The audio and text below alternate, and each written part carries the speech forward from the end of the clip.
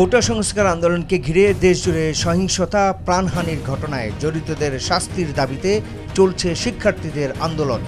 যে আন্দোলনের সঙ্গে সংহতি জানিয়েছেন শিক্ষক, শিল্পী, অভিনেতা, কবি, সাহিত্যিকরা। বিভিন্ন পেশাজীবীদের পাশাপাশি অনেক ক্রিকেটারও এতে মৌন সমর্থন জানিয়েছেন, ফেসবুক প্রোফাইল লাল করেছেন। কিন্তু ব্যতিক্রম কেবল সাকিব আল হাসান ও মাশরাফি বিন মুর্তজা। এখন পর্যন্ত তারা নীরব রয়েছেন, জানিয়ে ক্ষুব্ধ তার ভক্ত সমর্থকরা। সাকিব কেন কোটা আন্দোলনকে ঘিরে সমর্থন জানাননি, এ নিয়ে কানাডায় চলমান গ্লোবাল টি-20 লিগে গ্যালারি থেকে তাকে প্রশ্ন ছোড়েন এক দর্শক। তাতে বিশ্বসেরা এই অলরাউন্ডার খেপে গিয়ে উল্টো সেই দর্শককে প্রশ্ন করেছিলেন, আপনি দেশের জন্য কি করেছেন? সেই ঘটনায় সাকিবকে নিয়ে সামাজিক যোগাযোগ মাধ্যমে তীব্র সমালোচনা হয়েছিল। দেশের এমন উত্তাল সময়ে একজন সংসদ সদস্য হয়েও সাকিব নেই তার সংসদীয় এলাকায়। দেশ ছেড়ে তিনি পড়ে আছেন সুদূর কানাডায়। তার মধ্যে আবার নতুন করে বিতর্ক উস্কে দিয়ে সেখানে তিনি পরিবার নিয়ে ঘুরে বেড়াচ্ছেন। 3 সন্তান ও স্ত্রীকে নিয়ে কানাডার শহর টরন্টোর একটি পার্কে দেখা গেছে তাদের।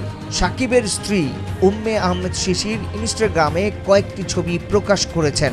দেশের এমন সময়ে একজন সংসদ সদস্য হয়েও তার এমন ঘুরে বেড়ানো দেখে মনে হয়েছে দেশ যখন পুড়ছিল নীরু তখন বাঁশি বাজাচ্ছিলেন।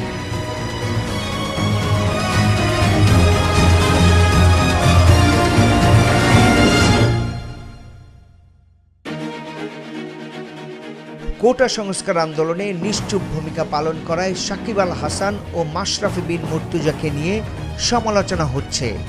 জাতীয় দলের এই 2 ক্রিকেটার আওয়ামী লীগের নির্বাচিত সংসদ সদস্য।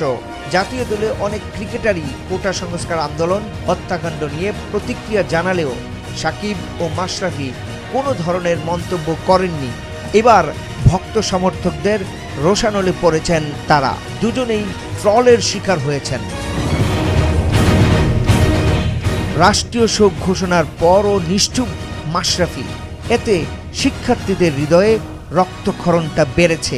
সোশ্যাল মিডিয়ায় ছড়িয়ে পড়া একটি ভিডিওতে দেখা যাচ্ছে মাশরাফির গ্রাফিতি বিকৃতি করে তাকে জোকার বানানো হয়েছে। মাশরাফির সেই গ্রাফিতে ওহ ক্যাপ্টেন, মাই ক্যাপ্টেন লেখা মুছে অশ্লীল শব্দ লেখা হয়েছে। শুধু তাই নয়, একদল তরুণ উল্লাস করতে করতে সেই গ্রাফিতির উপর জুতা ছুঁড়ে মেরেছেন। ভিডিওর ক্যাপশনে লেখা, দুঃখিত, আপনি আমাদের অধিনায়ক নন, ক্লাউন। স্রেফ চুপ থাকার কারণে মাশরাফিকে নিয়ে যা হচ্ছে সেটা নিয়ে মিশ্র প্রতিক্রিয়া সৃষ্টি হয়েছে।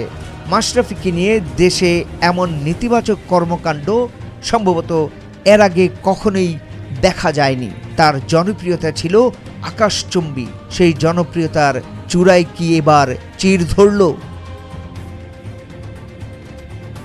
ডেস্ক রিপোর্ট, ভোরের পাতা।